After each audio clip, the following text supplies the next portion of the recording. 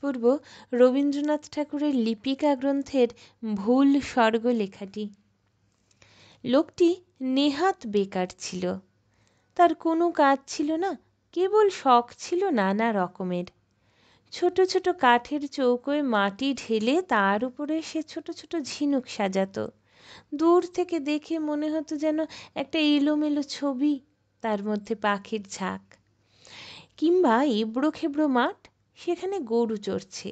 কিংবা উঁচু নিচু পাহাড়, তার গা দিয়ে ওঠা বুঝি ঝর্ণা হবে, কিংবা পায়ে চলা পথ। বাড়ির লোকের কাছে তার লাঞ্ছনার সীমা ছিল না। মাঝে মাঝে পণ করত পাগলামি ছেড়ে দেবে, কিন্তু পাগলামি তাকে ছাড়ত না। কোনো কোনো ছেলে আছে সারা বছর পড়ায় ফাঁকি দেয়, অথচ পরীক্ষায় খামোখা পাশ করে ফেলে। এর সেই দশা হলো। সমস্ত জীবনটা অকাজে গেল, অথচ মৃত্যুর পরে খবর পেলে যে তার স্বর্গে যাওয়া মঞ্জুর। কিন্তু নিয়তি স্বর্গের পথেও মানুষের সঙ্গ ছাড়ে না। দূতগুলো মার্কা ভুল করে তাকে কেজো লোকের স্বর্গে রেখে এলে। এই স্বর্গে আর সবই আছে, কেবল অবকাশ নেই। এখানে পুরুষরা বলছে হাঁপ ছাড়বার সময় কোথা, মেয়েরা বলছে চললুম ভাই, কাজ রয়েছে পড়ে। সবাই বলছে সময়ের মূল্য আছে, কেউ বলে না সময় অমূল্য। আর তো পারা যায় না বলে সবাই আক্ষেপ করে আর ভারী খুশি হয়।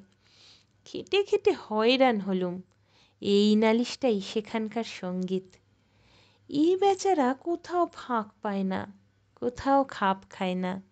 রাস্তায় অন্যমনস্ক হয়ে চলে, তাতে ব্যস্ত লোকের পথ আটক করে।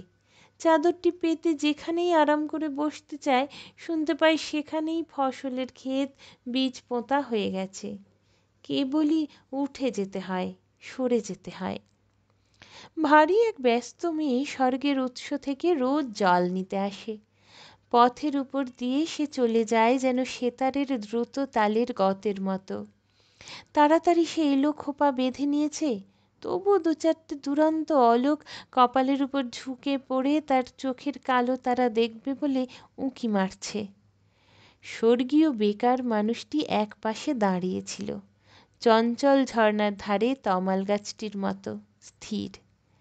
জানলা থেকে ভিক্ষুককে দেখে রাজকন্যার যেমন দয়া হয়, একে দেখে মেয়েটির তেমনি দয়া হলো। আহা, তোমার হাতে বুঝি কাজ নেই? নিঃশ্বাস ছেড়ে বেকার বললে, কাজ করব তার সময় নেই। মেয়েটি ওর কথা কিছুই বুঝতে পারলে না, বললে, আমার হাত থেকে কিছু কাজ নিতে চাও? বেকার বললে, তোমার হাত থেকেই কাজ নেব বলে দাঁড়িয়ে আছি। কি কাজ দেব? তুমি যে ঘড়া কাখে করে জল তুলে নিয়ে যাও, তারই একটি যদি আমাকে দিতে পারো। ঘড়া নিয়ে কি হবে, জল তুলবে? না, আমি তার গায়ে চিত্র করব। মেয়েটি বিরক্ত হয়ে বললে, আমার সময় নেই, আমি চললুম। কিন্তু বেকার লোকের সঙ্গে কাজের লোক পারবে কেন?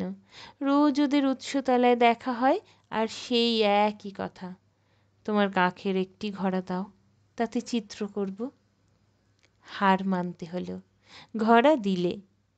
সেইটিকে ঘিরে ঘিরে বেকার আঁকতে লাগলো কত রঙের পাক, কত রেখার ঘের। আঁকা শেষ হলে মেয়েটি ঘড়া তুলে ধরে ঘুরিয়ে ঘুরিয়ে দেখলে। ভুরু বাঁকিয়ে জিজ্ঞাসা করলে, এর মানে? বেকার লোকটি বললে, এর কোনো মানে নেই। ঘড়া নিয়ে মেয়েটি বাড়ি গেল। সবার চোখের আড়ালে বসে সেটিকে নানা আলোতে নানা রকমে হেলিয়ে ঘুরিয়ে দেখলে। রাত্রে থেকে থেকে বিছানা ছেড়ে উঠে দীপ জেলে চুপ করে বসে সেই চিত্রটা দেখতে লাগলো। তার বয়সে এই সে প্রথম এমন কিছু দেখেছে যার কোনো মানে নেই। তার পরদিন যখন সে উচ্চতলায় এলো, তখন তার দুটি পায়ের ব্যস্ততায় একটু যেন বাধা পড়েছে। পা দুটি যেন চলতে চলতে আনমনা হয়ে ভাবছে, যা ভাবছে তার কোনো মানে নেই। সেদিনও বেকার মানুষ এক পাশে দাঁড়িয়ে। মেয়েটি বললে, কি চাও? সে বললে, তোমার হাত থেকে আরও কাজ চাই। কি কাজ দেব? যদি রাজি হও, রঙিন সুতো বুনে বুনে তোমার বেনি বাঁধবার দড়ি তৈরি করে দেব। কি হবে? কিছুই হবে না। নানা রঙের নানা কাজ করা দড়ি তৈরি হলো।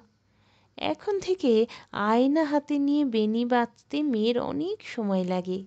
কাজ পড়ে থাকে, বেলা বয়ে যায়। এদিকে দেখতে দেখতে কেজো কাজের স্বর্গে কাজের মধ্যে বড় ফাঁক পড়তে লাগলো। কান্নায় আর গানে সেই ফাঁক ভরে উঠল। স্বর্গীয় প্রবীণেরা বড় চিন্তিত হলো। সভা ডাকলে। তারা বললে, এখানকার ইতিহাসে কখনো এমন ঘটেনি। স্বর্গের দূত এসে অপরাধ স্বীকার করলে। সে বললে, আমি ভুল লোককে ভুল স্বর্গে এনেছি। ভুল লোকটিকে সভায় আনা হলো। তার রঙিন পাগড়ি আর কোমরবন্ধের বাহার দেখে সবাই বুঝলে বিষম ভুল হয়েছে। সভাপতি তাকে বললে, তোমাকে পৃথিবীতে ফিরে যেতে হবে। সে তার রঙের ঝুলি আর তুলি কোমরে বেঁধে হাঁপ ছেড়ে বললে, তবে চললুম। মেয়েটি এসে বললে, আমিও যাব।